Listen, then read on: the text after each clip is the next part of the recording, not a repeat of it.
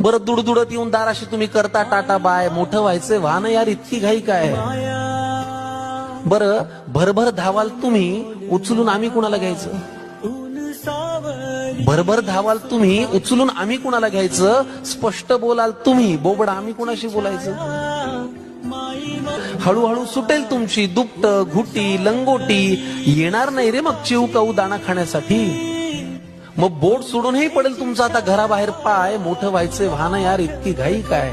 घर जपलेलं झाड, फांदी फांदी जीवा पाड, भावबंध माया रीत त्याच्या मनाची कवाड.